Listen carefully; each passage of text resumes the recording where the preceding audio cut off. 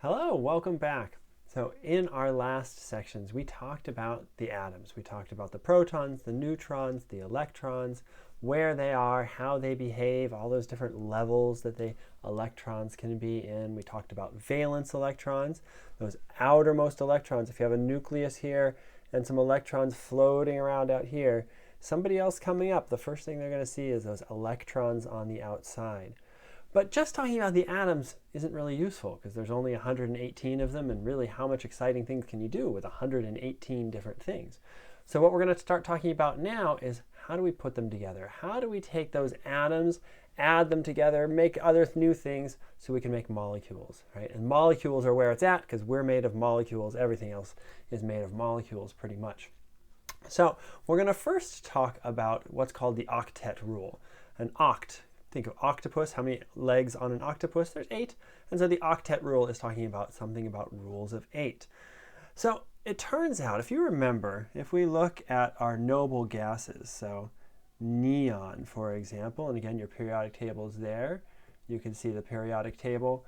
Neon is in that second row. And if we look at that one, its configuration was 2, 8. And then you take a look at argon. Its configuration was 2, 8, 8. And you start to think, hey, look, if I look at the noble gases, they all end in 8. Now, what did we learn about the noble gases? We learned that they're noble because they don't do anything. They don't react. They're not chemically active. And why is that? Well, it turns out that 8 is a pretty magic number. Atoms would love to have 8 electrons. In fact, what they actually want to do is they want to look like a noble gas. Everybody wants to be the nobility. They just want to sit there and do nothing all day and be happy. And it turns out that atoms will do what it takes to get there. An atom that needs more electrons will take more electrons. An atom that has too many electrons will give away electrons to look like a noble gas. And we call that the octet rule. Once they have those 8, they're pretty happy with life. So what's a poor sodium atom to do? Again, we look at our periodic table. We find sodium on the left there, and we write down its configuration. Hopefully, what you got is 2, 8, 1 as our configuration for sodium. And once we have that configuration, what are we going to do with it? Well, sodium would like to look like its nearest noble gas, which is neon, which is 2, 8. And why do I say neon's the nearest one, right? Because if you just go back one atom on the periodic table, that's neon, our nearest noble gas. Well, how do I get from 2, 8, 1 to 2, 8? Well, I just get rid of the comma 1, right? If I can get rid of that 1 extra electron, then I'm going to look like neon. And that's exactly what the sodium does. The sodium gives away its electron when it can, in order to look a lot more like a noble gas and be more stable. And so sodium, right, which if you look at your periodic table again, you find sodium on the periodic table. It has how many protons? It's got 11 protons. And now what do we have? We've got a situation where we've got 2, 8. 8 plus 2 is 10 electrons. We now have more protons than electrons. Up till now, we've always had equal numbers. We said protons were equal to electrons. So with more protons than electrons, remember protons are positive, electrons are negative. It means we have more positives than negatives. So when we take that electron away from sodium, we don't just write sodium anymore. We write Na+. And that plus sign indicates to us that we've lost an electron. Now, it seems weird to become positive when you lose something, but remember, electrons are negative. And what analogy I use is you think of those negative people in your life. Those people that when you hang around them, you start to complain more, you start to think life sucks a little more. If you're going to stop hanging around those people, what do you become? You become more positive. So as you get rid of those negative people in your life, you become more positive. Same thing for electrons. As you get rid of those electrons, you become more positive, right? So sodium becomes positive. We now call it a cation. Any positive ion is called a cation. And the ion specifically just means there's a charge. There's an imbalance between positives and negatives. There's either more positives or there's more negatives. Okay, so sodium, cation right there. Well, let's look at somebody else on the periodic table, and what are they going to do? So let's take calcium. Write down the configuration for calcium. Hopefully you got 2, 8, 8, 2. Right? And if you look around, what's the nearest noble gas to calcium? You go back a couple spaces and you get argon at 2, 8, 8. And so what is calcium going to do? He wants to look like argon. He'll be happier when he looks like argon, but he has these pesky 2 extra electrons. So what's he going to do? He's going to tell them to go away. Right? And he's going to give those away. Where he's going to give them away to, we'll cover in just a little while. But he's going to give them away and look a little bit more like argon. So now we've got calcium with a 2, 8, 8 because he gave away those 2 electrons. But again, what does that leave us with? It leaves us with 20 protons and only 18 electrons. So we have 2 more positive charges, so guess what we're going to write? We're going to write a 2 plus up there in the top right-hand side, and that is the calcium ion. It's a cation because it is positive. So that's what those things on the left-hand side of the periodic table do. All your alkali metals, they all have that 1 extra electron compared to their nearest noble gas, and they become +1 charge. Your alkaline earth metals, they have 2 extra electrons compared to their nearest noble gas, and they become +2 charge. Well, let's move over to the other right-hand side of the periodic table. What about chlorine? So stop and write the electron configuration for chlorine. Right, hopefully you got 2, 8, 7. Right, that's the configuration for chlorine. So what does it want to look like? What's its nearest noble gas? Its nearest noble gas is argon with a 2, 8, 8. So how do I get to look a little more like argon? Well, what I need to do actually, right? I need to take an electron. Well, darn it, where am I going to find electrons? Well, what did we just see? We saw that sodium, calcium, the alkali metals, the alkaline earth metals, and we'll see going forward that all the metals give away electrons. So guess what? Chlorine takes those electrons happily because then he can look a little more like argon. And chlorine becomes 2, 8, 8. But again, we look at the periodic table. It's got 17 protons. And now if we add up 2 plus 8 plus 8, we get 18 electrons. So we now have more electrons, more negative charges than positive charges. So overall we are negative, and we put a negative in the upper right-hand corner of the chlorine right there. And it changes its name. It goes from chlorine, which is Cl, to the oops, sorry, my pen had an issue there. Chloride ion. The chloride ion. So when you make those negative ions, you change the ending to "ide", and you add ion there. And these are called anions. Things that are negative are called anions. You can kind of think of an ant. He's kind of flat, like a negative sign, and you get anions.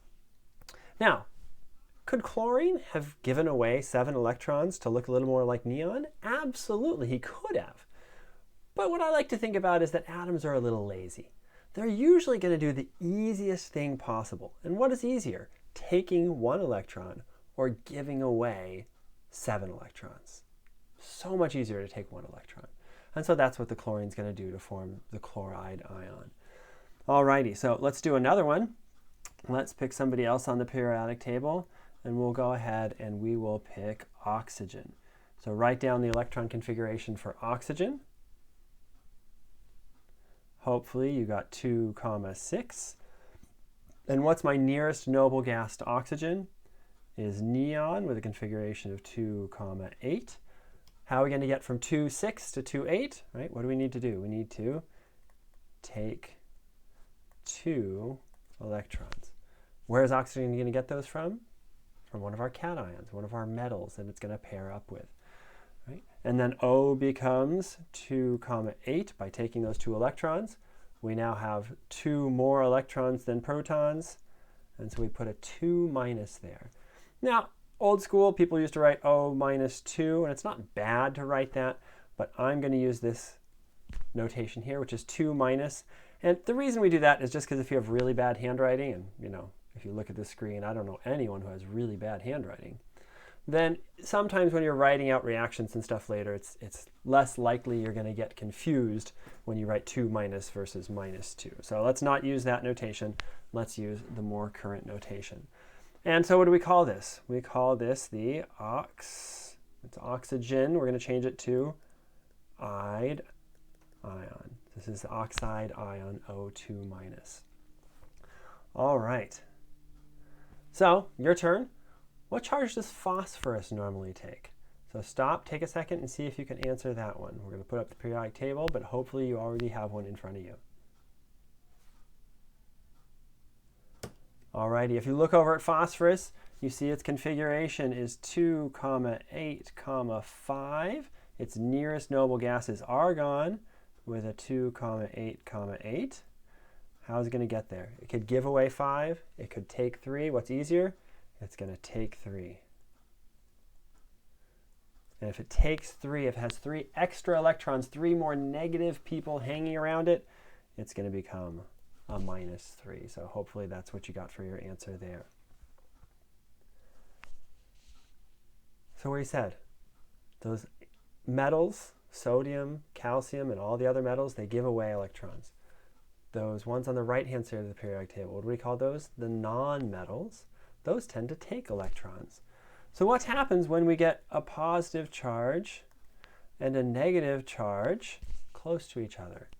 Well, if you remember, positive and negative charges are attracted to one another, just like opposite ends of a magnet. And in fact, they're not just a little attracted to each other, like, oh, it's so nice to be near you. They're like crazy attracted to each other, like boom! Like if you look at this picture down here, that's what happens when you put sodium and chlorine together in a reaction vial and let them react. You get this explosion of energy because it's so much more stable for sodium to lose its electron, chloride to take its electron, and for them to be paired together that way. And so you take the sodium, you take the chloride, and what you end up with is NaCl. And who would have ever thought? NaCl, some of you might be familiar with that. That's table salt. That's the stuff you eat, you put in your food.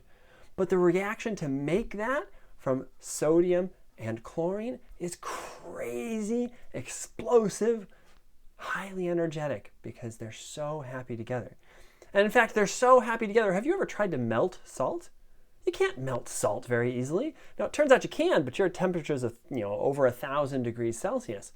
But in a wok, in a pan, you can't just melt salt because those sodium ions and those chloride ions are so well connected to each other, they don't want to leave each other because they're really happy. Sodium's happy being a positive ion, chloride's happy being a negative ion, and they're attracted to each other, and they sit there and live happily ever after. Okay. So what we're going to find is that for these things where we have a metal and a non-metal, right? Sodium is a metal. Chlorine is a non-metal.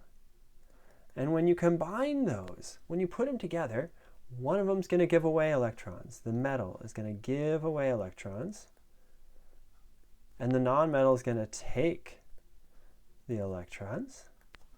And you're going to form this compound that now has a positive ion. I'm going to write it like this. It turns out when you actually have sodium chloride, what you have is a positive sodium ion next to a negative chloride ion. And we call this an ionic compound. And again, how we tell it's an ionic compound is we've got a metal and a non-metal. You combine those together, you get an ionic compound. Now you'll notice when I was writing out that NaCl, it kind of looked like I was writing Na plus Cl minus. And while that's technically what's inside there, we do have a sodium ion and a chloride ion. We don't ever write it like that with the charges. As soon as you put those together, those charges cancel, and we simply write NaCl just like that.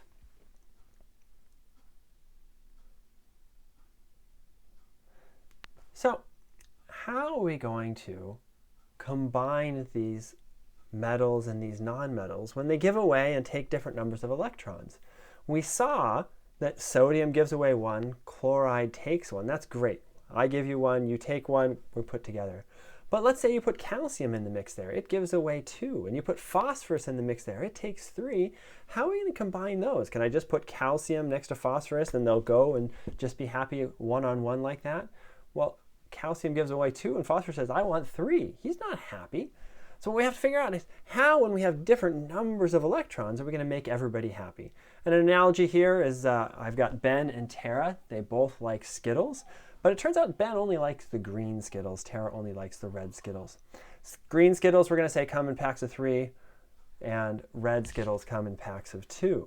Now, what you have to do, right, if you've ever seen kids with candy, they might not know how to count. But as soon as there's sugar involved, they know how to count. So Ben wants the same number of Skittles as Tara does. And Tara wants the same number of Skittles as Ben does.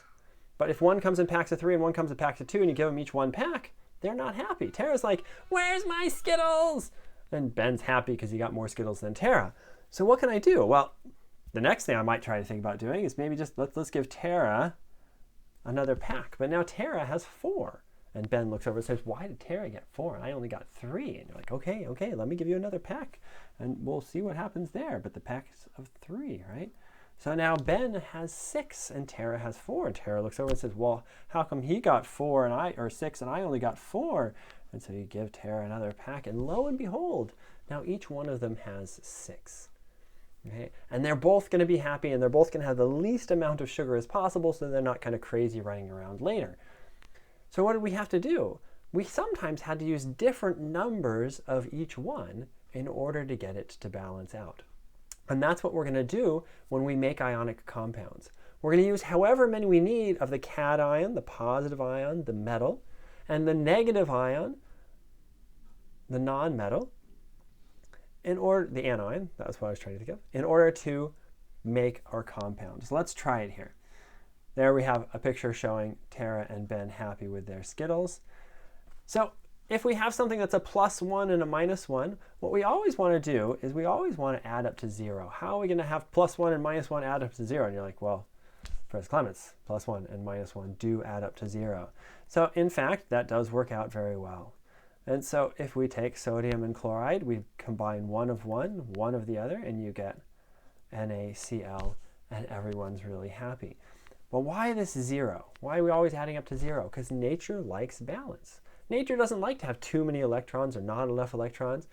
In an ionic compound, you're always going to balance the number of electrons given away with the number of electrons taken. And when you add those things together, you better get 0. Otherwise, you've got an electron floating around somewhere, or you've got electrons coming in from somewhere, who knows where. So we always want that to balance out to 0, and that's what we did here. Okay. How about +2 and -1? Right? If I add +2 and -1 right now, I get +1. But I don't want +1. I want to balance out to 0. That's not good. So what I have to do is I have to add another -1. And if I add another -1, I now have +2, -1, -1. And if I take both of those together, now I get 0. Okay? So where would that happen? Well, let's look at calcium. If you remember early on, we said calcium always forms a +2 charge. Chloride always forms a negative charge, -1. So calcium says, hey, I've got 2 electrons to give away. Chlorine says, I'll take one. And calcium says, well, I got another one. I'm not going to be happy until someone takes my other one. And chloride says, well, I just want one. That's all I want. And so they bring in another one. Another chlorine comes in. And when you add up all those, you get 0. So it means that when you make calcium and chlorine together, you don't just take one chloride, you actually have to take 2 chlorides like that. And when you combine those together, we don't write out each Cl separately. We just use a subscript to say that, hey, we've got 2 of those chlorides. And we're going to end up with CaCl2. And anytime calcium and chlorine come up in the world, react to make an ionic compound, they're always, 100% of the time, going to make CaCl2 because there's no other way for them to balance out. So it looks like that. +2, -1, -1, and we balance out. All right, how about another example? +3 and -2. Well, that 3 and that 2 looks a little bit like Ben and Tara from earlier on, doesn't it? So +3. Who's going to form a +3? Aluminum. If you look at aluminum, it's got a configuration of 2, 8, 3. Its easiest way to a noble gas is to get rid of 3, and so it forms a 3+. What do we know that forms a -2? Well, we said oxygen did that. Oxygen takes 2 electrons in order to look a little bit more like neon. So how are we going to combine aluminum and oxygen? Well, don't focus on aluminum and oxygen. Let's ignore those for now. Bing. And we're just going to look at the numbers. How do I combine a +3 and a -2 so that they balance out? Because right now, if I add it up, I get a +1, which is not what I want. Okay, so same thing we did before. So let's add another negative. But if I add up that, I now have +3, -2, -2, and I get -1. Well, that's too far. So let's add another +3. I'm going to erase this line so it doesn't get too crowded there. Let's add another +3. So now we have +3 and -2. Okay? So now we've got a total of +6 here. We've got a total of -4 over here. Well, that doesn't balance out either. So we're going to add another -2.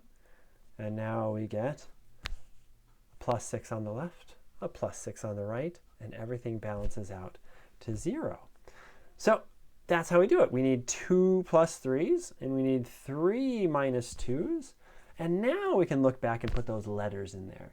Balance out the numbers first. The numbers aren't usually too hard for people to think about, but as soon as you put those letters in there and you think there's atoms and elements involved, it seems a lot more difficult. So I encourage you to balance the numbers first and then just put the letters back in.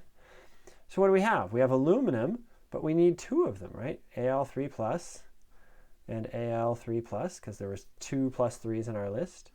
And we have oxygen, but we need 3 of them. And it looks something like that. But of course, that's a really weird way to write things.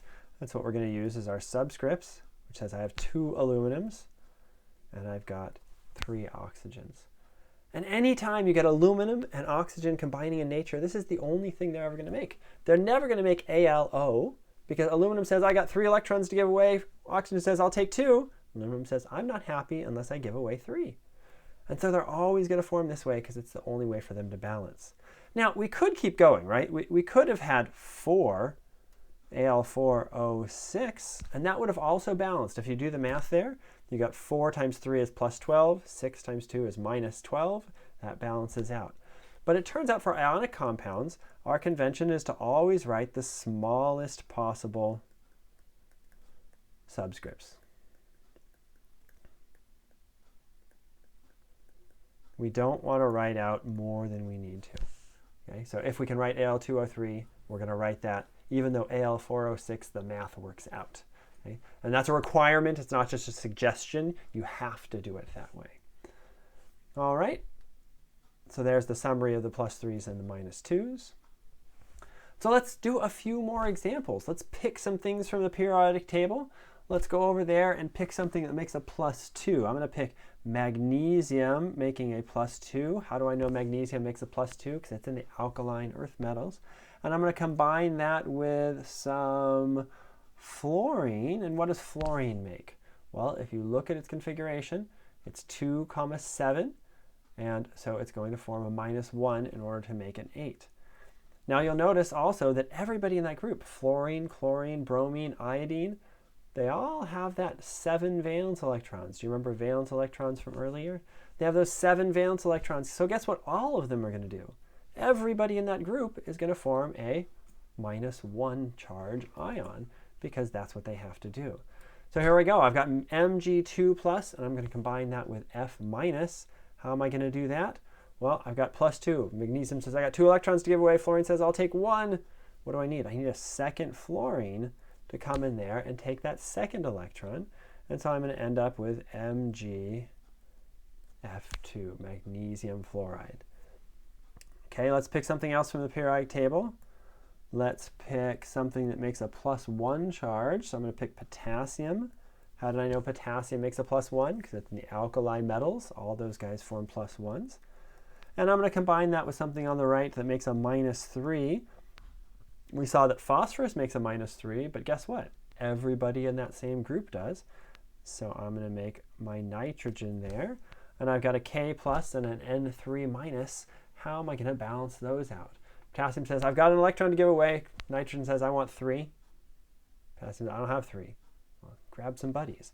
And so we put a second potassium in there. Now we've got 2 electrons we're giving away. I put a third potassium in there. I've now got 3 electrons that I'm giving away to balance those 3 that the nitrogen wants. And I end up with K3N. Okay. One more example. Let's pick something on the left that does a +2. Again, let's do strontium this time. How'd I know? Because it's an alkaline earth metals and they all form +2. And on the right, I was going to do a -3 again. Let's do phosphorus since we had that example before. How am I going to combine my +2 and my -3 in order to keep moving on? Right? If you remember, we ended up having to do kind of different numbers of each one. I'm going to write out the answer. If you don't remember how we got there, you can look back at our other examples of 2 and 3 to figure out we need a +6, 3 strontiums on the left, and a -6, 2 phosphorus on the right. And we get Sr3P2. And that's the only way strontium and phosphorus are ever going to combine with each other in nature, because that's the only way they're ever going to be balanced out. So how about strontium and sulfur? What compound are they going to make in an ionic compound? Take a moment to try to answer that one. All right. If you look over at your periodic table, hopefully you found that strontium makes a +2. Sulfur makes a -2. So strontium says, I got 2 to give away. Sulfur says, I'll take 2. They're done. Everybody's happy. And what strontium and sulfur do when they combine is they just make SRS. That's not what the little light on your car means, but that's the compound that strontium and sulfur make when they combine. What we're going to see moving on is we're going to figure out how do we name these compounds so that someone knows what we're talking about. Thanks for listening. Have a good day.